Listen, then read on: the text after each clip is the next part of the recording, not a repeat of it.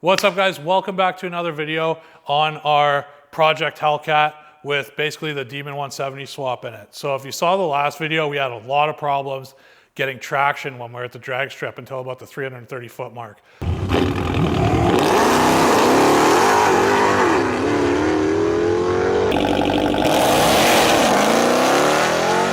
There's one reason that we think is a big factor in that. When we did everything in the car, I put a used suspension controller from a 2023 Red Eye in it, and it's been giving errors in the car, which we believe it's what's disabling some functions like the drag mode truly working, obviously the suspension going into a true drag mode, and we think it's giving us some traction control issues too, not going into the right modes. So right now we think the car's a little confused. We've got a brand new suspension controller here. So we're going to swap the other one out, throw this in, program it to the car, and we'll see if we can get rid of some of the errors. So we're gonna get to the back here. And these are really easy to swap out in these cars. If you open the trunk, on the left-hand side behind the carpet is where all this is. So I'll show you guys in a little bit.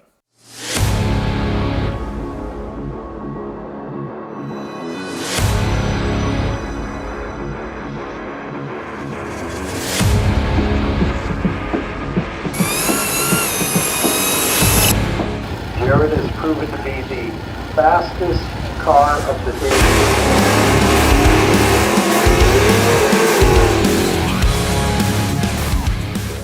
Okay, so before we get to swapping the module out, I'm going to show you guys what we're getting here for errors. So when we key the car on, you'll see here on the cluster as it goes through, it's going to come up and say service adaptive suspension.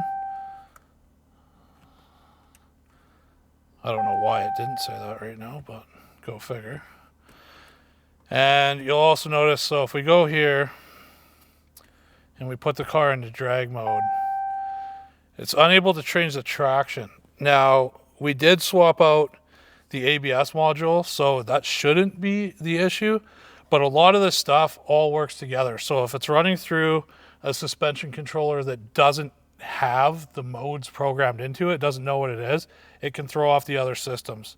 So we need to swap it out anyways. Hopefully it's going to fix the traction issue as well, but we're going to find out right now. Okay, so to get to the suspension controller, it just lives right in here behind the trunk carpet.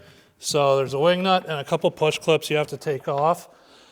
You should disconnect the battery before you unplug anything. I'm not going to.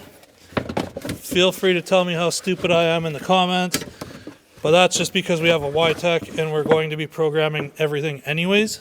Here's a suspension controller here, and these look a little confusing. You can't try to figure out where to pull up and unlatch them, which a lot of cam ones work like, but these ones you actually just literally pull them sideways and they come right off. So we've got our new suspension controller here, and installation is really just going to be the reverse of removal. So line those up, slide it sideways, grab our second clip, line it up, sideways, and now you can bolt it back in using your 3 bolts that you took out. All right, so this is the part where it's very important to have a friend with YTech or a friend at a dealer with YTech, because now we have to program the module into the car and then do a scan, make sure we know everything that's going on. So that's what's going on right now, and hopefully that's going to get rid of the rest of our errors. Start with clearing all GTCs. We had 44 going in, all related to software mismatch from the wrong ADCM in the vehicle.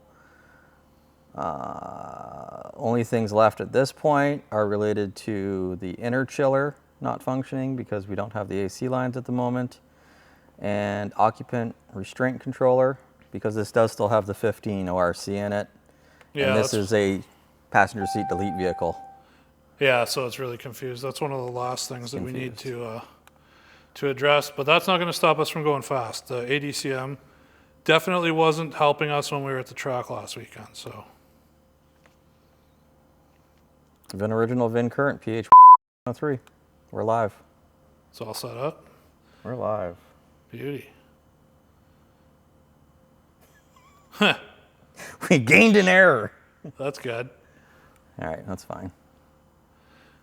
Do we have to maybe reinitialize the ABS module? We'd probably have to reinitialize a lot of things. So there's no functions related to the ADCM itself. Still showing vehicle line mismatch. And guys, this is one of the big things when you're doing a swap like this. It's a lot more involved than you think it is to make everything work together. I know I've seen some people in the comments asking what I would charge to do the swap for them. I wouldn't, because I would not recommend anyone actually does it. We wouldn't have done it with this car if we didn't need to swap all the wiring and stuff to fix electrical gremlins anyways. So like I said in the initial video, when we were gonna do that, we figured we'd just use the best of the best from the factory, which is why we went to the 170 stuff. If you've got a functioning car, I don't think you're gonna gain a whole lot by doing this. No, it's not worth the medicine.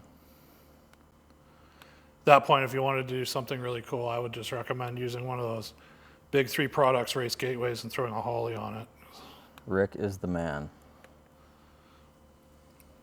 That might be the direction that this car ends up in anyways. It all depends on how much cage we put in it. Yeah. Okay, so of course, go figure. I put the camera away and we think we got it sorted. So what do we do here? Yeah, a quick vehicle reconfiguration. Allow our Lord and Savior Carlos Tavares to set the car up for us. And 4 green lights. Boom. So now I guess it's driveway trans brake tests. Yeah, because that was the one thing that was stopping the trans brake from working as well. Yeah. So we'll try that out. All that stuff seems to be working now. If this doesn't work, the only thing that's not a 170 part is that cluster, right? So as you can see, the car is in drag mode right now. Let's see if I can get the camera to focus on that. So the car is in drag mode. The cluster, though, does say track. That's because that cluster, it's a 2023 cluster, which is why the ethanol content and stuff like that works, but it doesn't necessarily show the right stuff on the cluster. I don't think it should stop anything from working properly, but that's the only non-170 part in this car now related to electronics, right? So, and then service active damping just came up again. So, I love cars. we'll pump around on the keyboard a little bit, and then, yeah, I think we're going to have to go and see if we can put this thing on the trans brake in the driveway. Weird. So it just worked 3 times in a row, and now it's not. Vehicle line mismatch, B222A. Wait a second. No.